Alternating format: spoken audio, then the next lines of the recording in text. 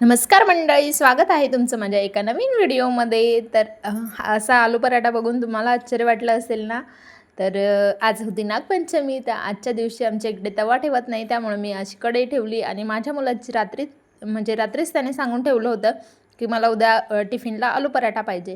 त्याची फरमाईश होती तर पूर्ण करावीच लागली.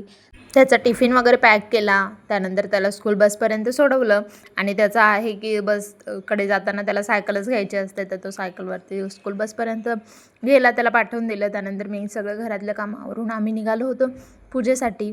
आज नागपंचमीची पूजा पण होते आणि श्रावण सोमवार दोन्ही एकत्र होते. तर आम्ही ते शिवमंदिरात आलो होतो. तिथे खूप छान असं सुंदर असं मंदिर आहे. मी एका व्हिडिओमध्ये तुम्हाला सांगितलं होतं की इथे आमच्या इथे एक मंदिर आहे, तर त्याच मंदिरात आम्ही आलो होतो. खूप साऱ्या महिला आल्या होत्या आणि क्वार्टरची हीच एक खासियत आहे की सणवार असला की सगळे एकत्र येतात आणि सगळे पूजा वगैरे करतात. त्याने मन अजूनच प्रसन्न होतं आणि अजूनच उत्साह वाढतो. तसंच काहीसं आज होतं. श्रावण महिना म्हटला की एकदम पॉझिटिव्ह वातावरण आपल्यासमोर उभं राहतं.